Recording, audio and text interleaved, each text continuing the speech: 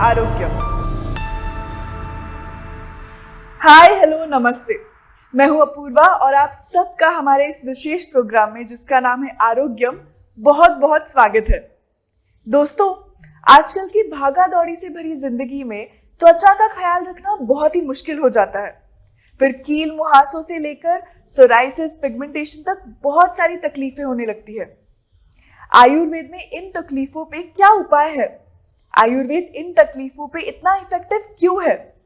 ये सब जानकारी देने के लिए आज हमारे साथ मौजूद है आयुर्वेद के प्रसिद्ध डॉक्टर अविनाश चिंपी, जिन्होंने आयुर्वेद में एमडी किया है और बहुत सालों से आयुर्वेद की प्रैक्टिस कर रहे हैं। आइए इन सारे सवालों का जवाब जानते हैं। डॉक्टर, आयुर्वेद में त्वचा विकारों का किस तरीके से वर्णन किया गया है और किस किस प्रकार के विकारों का वर्णन किया गया है? जी बिल्कुल। आयुर्वेद में जो कुष्ठ कहे गए हैं, मतलब त्वचा विकार जो है, इसको आयुर्वेद में कुष्ठ कहा गया है। इसके 18 प्रकार है, उसमें से 8 प्रकार के महाकुष्ठ है और 11 प्रकार के क्षुद्र कुष्ठ है। इसके अंतर्भूत आजकल में जो बीमारियां जो मतलब डॉक्टर आपको बताते हैं, वो सारी बीमारियां इसके अंतर्भूत आ जाती है जो आयुर्वेद में वर्णन है। उनके नाम अगर फिर भी अलग अलग है आयुर्वेद में, लेकिन आजकल में आप देखेंगे जैसे फंगल इन्फेक्शन है, टीनिया है, गंजापन है, या फिर आपको सोरियासिस है। नौजवानों में जो कील मुहासे आते हैं, ये सारी जो बीमारियां हैं ये त्वचा विकार के अंतर्गत आती है। त्वचा पे निर्माण होने वाली जो भी बीमारी है, जैसे कि कंडू यानी कि खाज खुजली जैसी, या फिर उसका त्वचा का जो आपका नॉर्मल नेचुरल कलर है उसके अलावा कोई कलर आ जाए जिसे डिस्कलरेशन बोलते हैं, तो वो भी एक प्रकार का त्वचा विकार है। बालों में रूसी होना, यह भी एक त्वचा विकार का ही प्रकार है। इसके अलावा भी कील आना, मतलब आपने देखा होगा कि छोटे छोटे वॉट्स जैसे कील आते हैं गर्दन पे या बगल में, वो भी एक त्वचा विकार ही है। यहाँ तक कि कई बार अलग अलग उम्र में आपको एक नीलिका, मतलब व्यंग जिसे कहते हैं आप, मस्से जो आते हैं, वो भी एक त्वचा विकार का प्रकार है जो आयुर्वेद में वर्णन है और इसके ऊपर बहुत अच्छे से चिकित्सा आयुर्वेद में बताई गई है। तो अभी आपने जो सारे विकार बताए, उन सारे विकारों का आयुर्वेद के अनुसार कारण क्या है? जी, कारण आयुर्वेद में इन सभी का जो बताया गया है वो पित्त दुष्टि और रक्त दुष्टि से प्रमुखता से जुड़ा हुआ है। जो पित्त दुष्टि है यानी कि जो खाने पीने की चीजें हैं, उसके कारण पित्त और रक्त की दुष्टि जब शरीर में निर्माण हो जाती है, तब त्वचा विकार के उत्पन्न होने के आपको आसार दिखते हैं। जैसे कि बहुत से लोगों को अचार पापड़ खाने की आदत रहती है, तो आप देखेंगे तो इनमें लवण रस यानी कि नमकीन चीजें भी ज्यादा रहती है। दूसरा, ये खट्टा भी है, तो ये लवण रस, मतलब लवण, आम्ल और कटु, इन 3 जो रस है, इनकी वजह से पित्त बढ़ जाता है। इनके कारण पित्त बढ़ता है, यह दिखाई देता है। यह आयुर्वेद में वर्णन किया गया है। तो अगर आप ज़्यादा मीठ, मतलब नमक वाले पदार्थ अगर ज़्यादा खाते हैं, तो आप ध्यान में रखिए कि इसकी वजह से आपको आगे जाके त्वचा विकार की बीमारियां होने वाली है। आप अगर खट्टी चीज़ें ज़्यादा खाते हैं, जैसे कि आपने इमली हो गया या फिर दही हो गया, ये चीज़ें अगर आप ज़्यादा खाते हैं, टमाटर खाते हैं, टमाटर का भी गुणधर्म जो है वो अम्ल है, यानी कि वो खट्टा रहता है। सब्जियों में खटास बढ़ाने के लिए बहुत सी औरतें टमाटर का इस्तेमाल करती है। तो आप याद रखिए, इनके ज़्यादा सेवन से आपको रक्त दुष्टि हो जाती है, इसके सेवन से आपकी पित्त दुष्टि हो जाती है और आपको त्वचा विकार दिखने लग जाते हैं। रात में देर से ना सोना, ये तो डाइट की हो गई बात। आप जब भी लाइफस्टाइल के बारे में सोचते हो तो रात को देर से सोना, इसके कारण पित्त बढ़ जाता है। दूसरा, आप जो कपड़े इस्तेमाल करते हैं, इनमें मुंबई जैसे शहरों में तंग कपड़े पहनने के कारण, और दूसरा बाहर जो ह्यूमिड कंडीशन रहती है यानी कि दमट वातावरण रहता है, तो उसके कारण पसीना बहुत ज़्यादा आता है। तो आपको ज़्यादा पसीना आने के कारण आपको टीनिया जैसी बीमारियां दिखती है। तो ये सब चीज़ें हैं जिसके कारण आपको त्वचा विकार बढ़ते हुए नजर आते हैं। और इसके लिए आपको क्या करना चाहिए? तो आपको इन सारी चीज़ों को अवॉइड करना चाहिए। कपड़े पहनते वक्त सूती कपड़े यानी कि कॉटन के कपड़े इस्तेमाल करने चाहिए। इसी तरह आपको खाने पीने के वक्त आपको खट्टी चीज़ें, ज़्यादा नमकीन चीज़ें या फिर ज़्यादा तीखी चीज़ें भी नहीं खानी चाहिए। हरी मिर्च का ज़्यादा इस्तेमाल, ज़्यादा प्रयोग करने से किन्हीं लोगों को तीखा खाने की आदत रहती है। उनको लगता है मतलब टेस्ट के लिए वो तीखे खाना खाते रहते हैं, उसके बगैर उनका काम नहीं चलता। तो ऐसे लोगों में भी आपको त्वचा विकार बढ़ते हुए नजर आते हैं। तो इन सब चीज़ों को अवॉइड करना जरूरी है, क्योंकि यही सब कारण है जिसके कारण आपके त्वचा विकार बढ़ते हैं। डॉक्टर सर, जैसे सीजन चेंज होते हैं, ऋतु चेंज होते हैं, वैसे अलग अलग स्किन डिसीजेस बिल्कुल। होने लगते हैं, ड्राइनेस हो, रैशेस हो, जी। तो इन सब पे क्या उपाय है आयुर्वेद में? जैसे कि आपने ये अभी बताया कि जो ऋतु बदल होते हैं, हमारे प्रमुखता से भारत में 6 ऋतु देखे जाते हैं। तो इसमें से जो शरद ऋतु रहता है उस समय पे पित्त की व्याधियां बढ़ने लग जाती है। जो भी हमने पिछले सवाल के जवाब में जो बताया, पित्त और रक्त की जो दृष्टि है वो शरद ऋतु में देखी जाती है। अक्टूबर के महीने में साधारणतः ये सब आपको देखने को मिलेगा। इसीलिए अक्टूबर के महीने में जो भी त्वचा विकार रहेंगे वो आपके वापस से बाहर आते और आपको खुजली होना, लाल रंग के रैशेस आना या फिर सोरियासिस जैसी तकलीफों में आपके त्वचा विकार से वहां से रूसी निकलना, ये सब आपको दिखने लग जाता है। तो ऐसे समय में क्या करना चाहिए? तो शरद ऋतु में आपको विरेचन और रक्त मोक्षण यह पंचकर्म करने चाहिए। घर में आप ये सब नहीं कर सकते, इसलिए ये चिकित्सक के मार्गदर्शन के अनुसार करने चाहिए। उसके अलावा जैसे कि ठंडी आनी शुरू हो जाती है, यानी कि शरद ऋतु से हम जब हेमंत की तरफ आगे चलते हैं तो रूखापन बढ़ने लग जाता है। तो कुछ कुछ त्वचा विकारों में इस तरीके से देखा जाता है कि जैसे मैंने समझाया, ज्यादा पसीना आने की वजह से जैसे त्वचा विकार हो जाते हैं, तो बिल्कुल पसीना ना आने की वजह से भी त्वचा विकार होने शुरू हो जाते हैं। हमारे त्वचा का मॉइस्चराइज रखने के लिए अंदर से जो मैकेनिज्म है वो पसीना आना है। इसीलिए बहुत से लोग ज्यादा करके जैसे देखेंगे एसी का बहुत इस्तेमाल करते हैं, तो आप देखेंगे कि वो बहुत गलत क्यों है।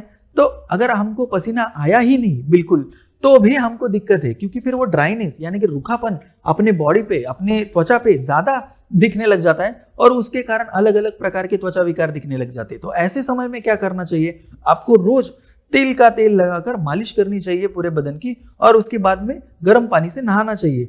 ऐसा सर्दियों में तो जरूर करना चाहिए, बाकी ऋतुओं में नहीं हो सके जैसे कि गर्मियों में तो भी ठीक है, लेकिन सर्दियों में तो जरूर करना चाहिए। इसीलिए दिवाली में हमारे यहाँ पे अभ्यंग स्नान का महत्व बताया गया है। उसमें उद्वर्तन करके और फिर उसके बाद में तेल लगाकर मालिश किया जाता है और फिर उसके बाद में नहाया जाता है। तो कम से कम एटलीस्ट सर्दियों में तो यह चीज इस्तेमाल करनी बहुत जरूरी है। अभी आ गए जैसे वसंत ऋतु में आ गए, वसंत के बाद ग्रीष्म है, तो यहाँ पे गर्मी शुरू हो जाती। तो गर्मियों में त्वचा का ख्याल कैसे रखें? तो आपको शीतल पेय यानी कि जो हमारे भारतीय पेय है, जैसे कि आम पन्ना है या फिर खजूर का पन्ना है, ये सब चीजें लेनी चाहिए। इसकी वजह से क्या होता है कि आपके शरीर में द्रव मतलब पानी की मात्रा बनी रहती है और आपका जो त्वचा है वो हाइड्रेट रहती है, मतलब वहाँ का मॉइस्चराइज मेंटेन रहता है। तो ऐसे सारी चीजें हमको करनी चाहिए।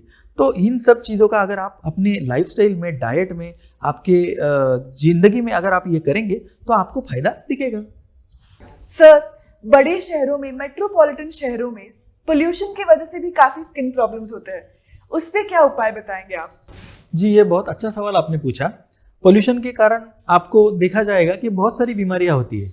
आजकल नौजवान जो टू व्हीलर्स पे जाते हैं तो उनको बाल झड़ना, गंजापन या फिर उनको रूसी होना, ये भी तकलीफें दिखती है। उसके अलावा स्किन में जो धुआं बैठ जाता है, स्किन में जमा हो जाता है, तो उसके कारण स्किन के पोर्स ब्लॉक हो जाते हैं। तो उसकी वजह से भी बहुत सारी त्वचा विकार देखने में मिलते हैं। तो ऐसे समय में हमको ये ध्यान में रखना है कि दिन में कम से कम 4-5 बार तो सादे पानी से यानी कि ठंडे पानी से आपका चेहरा धोना चाहिए। आप दिन में एक बार कम से कम नहाना चाहिए ही चाहिए, सुबह उठने के बाद नहाना चाहिए। अगर आप मेट्रोपॉलिटन सिटीज में जैसे है तो आप अगर 2 बार दिन में स्नान करें ऑफिस से आने के बाद, तो आपके शरीर के ऊपर जो गंदगी जमा हो रही होगी वो भी निकल जाएगी। और इसी के साथ साथ में आपने जो आयुर्वेदिक दवाइयाँ है जैसे कि महामंजिष्ठादि काढ़ा है या फिर आप मंजिष्ठा चूर्ण, अनंता चूर्ण, उसके साथ साथ में निशा चूर्ण, इन सब दवाइयों का प्रयोग आप कर सकते हैं। इसके साथ साथ में आप रात में सोते वक्त 1 गिलास गर्म दूध में हल्दी मिलाकर भी ले सकते हैं, जिससे कि आपकी त्वचा अच्छी रहे। जी बिल्कुल। प्यूबर्टी जब ही चालू हो जाती है तभी बहुत सारे लोगों को, लड़के हो या लड़कियां हो, उन्हें पिंपल्स आना, मुहासे आना शुरू हो जाता है और भी कई स्किन प्रॉब्लम्स होना शुरू हो जाता है। उनसे कैसे जूझे?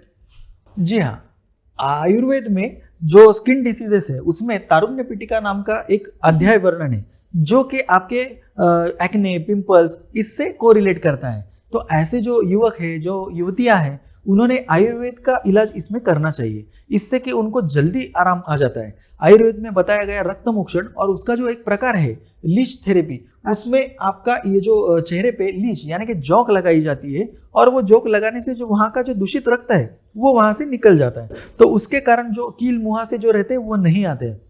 बहुत सारे युवतियों में आपने देखा रहेगा कि बड़े बड़े मुहासे आते हैं और वहां से पस निकलता है। तो ऐसे युवतियों को और युवकों को भी हम फेस पैक यानी कि आयुर्वेदिक मुखलेप का उपयोग करने की सलाह देते हैं। उसमें आयुर्वेद मुखलेप में आप क्या कर सकते हैं, अनंता, मंजिष्ठा, वचा या फिर उसके अलावा आप निशा और ये सब सम मात्रा में लेना है और इसको साथ ही साथ में गुलाब जल के साथ मिला लेना है और इसका चेहरे पे अगर आप 15-20 मिनट तक लेप करेंगे तो आप देखेंगे कि ये बड़े बड़े कील मुहासे तक आपके चले जाते हैं। और बहुत सी आधुनिक दवाइयाँ इस्तेमाल करने के बाद ये कील मुहासे क्या होता है कि दाग छोड़ देते हैं और वहाँ पे गड्ढे निर्माण हो जाते हैं, मतलब कि आपकी जो स्किन का टेक्सचर है वो बहुत खराब हो जाता है। तो ऐसे समय में अगर आप आयुर्वेदिक दवाइयों का इस्तेमाल करेंगे, आयुर्वेदिक चिकित्सा का इस्तेमाल करेंगे तो आपकी त्वचा जो है वो पूर्ववत हो जाती है। जैसे कि आपकी त्वचा पहले थी वैसे ही हो जाती है और कोई साइड इफेक्ट तक नहीं होता है। इसीलिए आपको आयुर्वेदिक चिकित्सा का उपयोग करना चाहिए, लेकिन यह सब आयुर्वेदिक वैद्य की सलाह से ही होना चाहिए। और इसमें आपको रक्त मोक्षण, लीच वगैरह, लीच थेरेपी, ये सब आयुर्वेदिक चिकित्सक के मार्गदर्शन के अनुसार करना चाहिए। अभी आपने फेस पैक्स की बात की, पर ये जो फेस पैक्स है हम घर में आसानी से नहीं बना सकते। जो घर में सामग्री अवेलेबल होती है उनसे कोई फेस पैक्स बना सकते हैं? जी क्यों नहीं। अगर आपको घर में फेस पैक बनाना है तो बहुत सी आयुर्वेदिक दवाइयाँ आपके नज़दीक के आयुर्वेदिक औषधालय में उपलब्ध रहती है और जो कि बहुत ही सेफ भी है। तो आप उनमें से कुछ लिख सकते हैं। अनंता, अमल की चूर्ण, लोध्र, वचा, इन सबको आप 10-10 ग्राम या 20-20 ग्राम लेके आइए और साथ ही में घर में जैसे कि आपके पास होता है दूध है, गुलाब जल अगर आपके पास है तो इसके साथ में दूध में मिलाकर भी लेप लगा सकते हैं या तो फिर आप गुलाब जल में भी लगा सकते हैं। इसका अच्छे से घोल बनाना है, ज़्यादा पतला नहीं और ज़्यादा गाढ़ा नहीं, और उसको आपके मुख के ऊपर, फेस के ऊपर लगाना है। 20 से 25 मिनट तक अगर आप ये रोज अप्लाई करेंगे तो आपके आंखों के नीचे होने वाली डार्क सर्कल, आफ्टर मतलब कील मुहासे आने के बाद जो काले धब्बे रह जाते हैं वो धब्बे आपके कम होने लग जाते हैं। इसी तरह से बहुत सारे मुखलेपों का वर्णन आयुर्वेद में किया गया है। और एक बात की आपको सावधानता रखनी है कि ये फेस पैक, ये मुखलेप आपको इस्तेमाल करने से पहले आप थोड़ा सा उसको हथेली पे लगा कर देखिए। आपको वहां पे लगाने के बाद कोई रैशेस या फिर कोई जलन या चुभन ऐसा महसूस ना हो तो उसके बाद आप ये चेहरे पे इस्तेमाल कर सकते हैं। इसी तरीके से आप घर में रहने वाली चीज़ें जैसे कि बेसन की दाल की पाउडर, आटा और मसूर की दाल के आटा, यह भी त्वचा विकारों को कम करने के लिए बहुत ही फायदेमंद है। जी थैंक यू डॉक्टर। अभी जो ज़्यादा सीरियस बीमारियां हैं जैसे सोराइसिस हो, पिगमेंटेशन हो, आयुर्वेद के पास उन पे क्या उपाय है?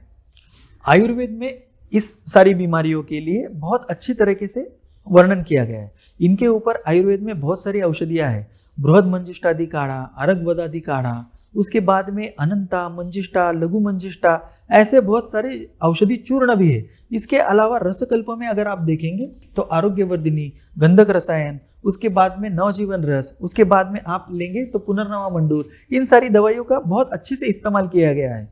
चंद्रप्रभा नामक औषधि जो कि गोली के स्वरूप में मिलती है, वह भी बहुत सारे त्वचा विकारों में इस्तेमाल की जाती है। इन सभी औषधियों के अलावा पंचकर्म चिकित्सा जो हमने अभी वापस हम आपको बताएंगे कि पित्त की वजह से त्वचा विकार होते हैं, तो उसी के लिए विरेचन जो पंचकर्म आया है वह करना चाहिए। और उसी के साथ साथ में रक्त मोक्षण यानी कि रक्त की दुष्टि के कारण आपका त्वचा विकार है, उसके बगैर आपका त्वचा विकार हो ही नहीं सकता।